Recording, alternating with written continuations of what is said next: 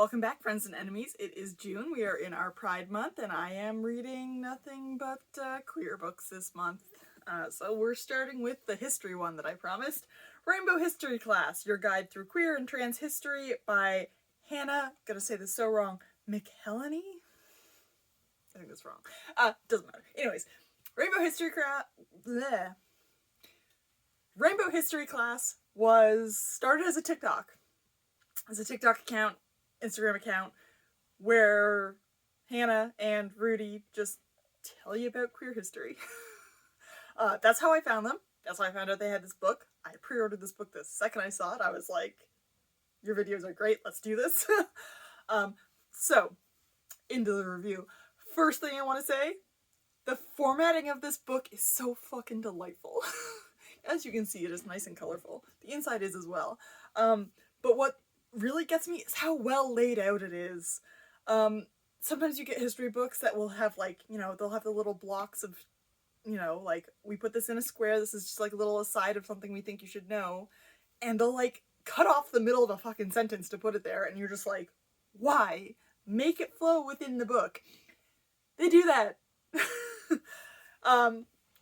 There's pages that are like, know your icon, or like little, like, stories from history. And so, Know Your Icon are yellow pages, and like the other ones are purpley pink pages, and like they flow within what we're talking about. They don't just randomly cut off a sentence or a paragraph. It's like, flow. This is actually this is how you're supposed to read it. Really enjoyed that, because I'm really annoyed when there's like an aside that has nothing to do with it, or is just like stupidly formatted. So I love that. Like I said, it is quite colorful. You know, you got some yellow pages, purple pages. Every chapter starts with a 2-page spread of, like, beautiful illustrations that go along with the chapter, of course. So, like, love that. And, like, the color pages tell you immediately what you're getting. And I just, A+ formatting. A+ design. I love it. So there's that. I consider myself a pretty well-informed person. I like history in the fact that I will just kind of read whatever I'm interested about, and it just generally works out for me. So, this actually still taught me things. I'm pretty well informed. This still taught me things. Not just like older things I didn't know, newer things that I probably should have known. So, I mean, there's that. There's so often I feel like I have to stop reading and like Google something when I'm reading nonfiction. Like, I was reading a Canadian history book once, and it was, like, talking about floods in Winnipeg, and then it was just, like, and the Duff Stitches did this, and like, just the mention of Duff's Ditch, and I was like, what the fuck's a Duff's Ditch? So I had to, like, go and Google it immediately. I did not have to do that in here. I did stop to Google a grand total of 1 time, and that's because I wanted to see if there was news footage of something that happened during the AIDS epidemic in the early 80s, in which people tossed the ashes of their loved ones that died of AIDS onto the White House lawn in protest and memory. And I was just like, and in doing that, I actually found news coverage, and I was like, great, that's what I wanted. And I also found an article that says that the White House has never acknowledged that there are the remains of 18+ people in their fucking lawn. Do better. So, I didn't have to stop and Google a billion fucking things. It's like, here's what I'm talking about. Here's just enough detail that you're content. And if you want to go look at more, you can. But, like, I've told you the important parts, and that's it. And I'm just like, that is what I need. I got more from this than I did from some other history books that are, like, history books. So, that was great. When we get around the 40s... shit gets real dark. It stays dark for a little bit, gets not so dark, and then goes really dark again. Because, you know, modern history. The focus on it is worldwide. The focus in it is worldwide. Hannah and Rudy are from Australia. It was really nice to hear this entire book in Rudy's accent as well. I think it's the first time I've heard something in like an Australian accent when I'm reading it. So that was kind of fun. But yeah, because I've seen so many videos, and Rudy's in more of the videos than Hannah is, and it just worked out that way that I was like, it's Hannah, but I hear Rudy. anyways, as back on topic, it covers worldwide, mostly. It is very Western, very Australian, very American. So, like, it's got the important things, but it doesn't really talk too much about, you know, South America, Africa, Asia, kind of left out a little bit, which is okay. It's fine. I'm fine with it, because it is what it is. There is mention, you know, that X amount of countries, it's still illegal to be gay. 6 of which carry the death penalty for doing so. So maybe we should, you know, try to fuck that up a little bit. Here's a thing it taught me that I did not know. The reason it's LGBT and not GLBT, it started out as GLBT, and the reason it's now LGBT is because of the AIDS epidemic. Lesbians stepped up for the men in their community and, you know, helped take care of them and keep house while they're sick and all that kind of thing. Sit with them while, you know, they're fucking dying and their families maybe fucking hate them, which is another fucking thing. But a group of lesbians in San Francisco organized a blood drive for, you know, their community, and they expected maybe like 15 people to show up, and over 200 did, and I was just like, so like lesbians had always been like the butt of the joke to gay men, I guess, and after the AIDS epidemic and them stepping up and everything they did for them, they were like, maybe we should change this to LGBT. So I was like, that's a thing I did not know. I always kind of wondered how it like got decided who was where. But yeah, I didn't know that. I had no idea. Just like I did not know that there was the remains of 18 people who died of AIDS in the White House lawn.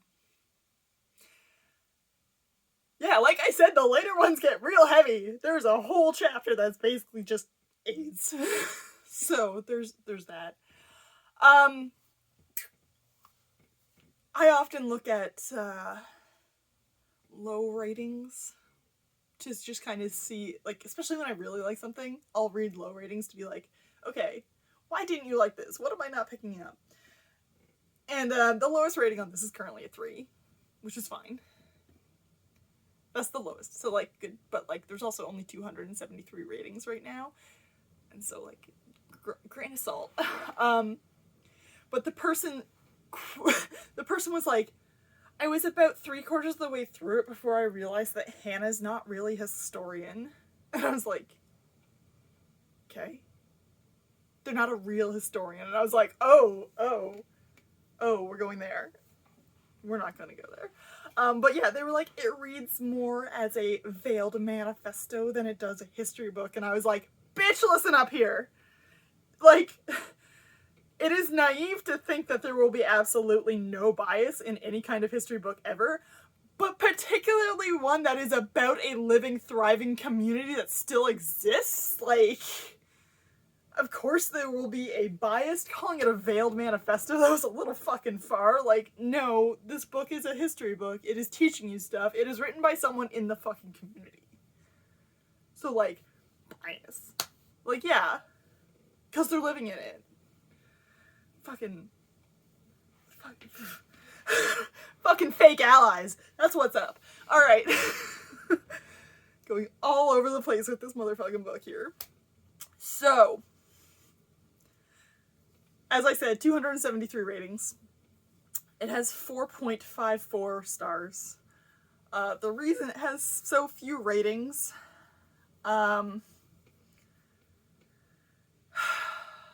it's new. It's newer. It's newish. People gonna be shit, you know. And I do hate how few ratings it has, because, like, you can tell that there is time and care and effort in this book. Like, you could easily just gloss over things and they were like, nope, we're doing this. Like I said, it's so well formatted, so, like, that takes time. And it's precious. Should you read it? Yes, you should. Who should read it? Everyone. Not to bastardize a bit of Maui here. You know where you are by knowing where you've been. I think it's important. You know, I have definitely been in situations hearing younger people talk about things, and they just, like, they don't even know that, like, they don't even know what's Stonewall. And I'm like, you don't know about Stonewall? Aren't you gay? Like, so, like, that's definitely a thing that has happened. So, if you're at all interested in any kind of queer history, absolutely, yes, read this. It's full of information. It's a great starter that you can branch off from to, like, whatever you find more interesting you want to know more about. If you call yourself an ally, you should read the book. I mean, to bastardize again, Mercury the Trans Handyman, allyship is not conditional. And so, like, you can be all into the happy, fun rainbow pride, but, like, you need to understand our friends are under attack, and they always have been. Like, you can't just be like, oh yeah, I support these, and not know fucking thing about their history. Like, that's baffling to me. I am going to link Mercury's video in the comments that you can go look. I will also put a link to Rainbow History class. They'll both be Instagram because I don't use TikTok, like, ever. But yeah, it's delightful and hard, and, like, that's what this kind of horrible and good, like, it can be we can celebrate their joy and still, like, fight like fucking hell for the rest of it, alright? Like,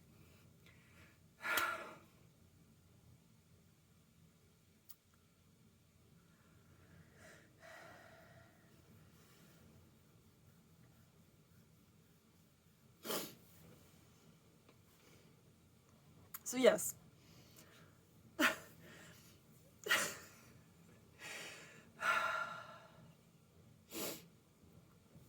So yes, absolutely required reading. If you're looking for reviews, just ignore any single one of them that say woke. Thanks for hanging out, and I'll see you around next time.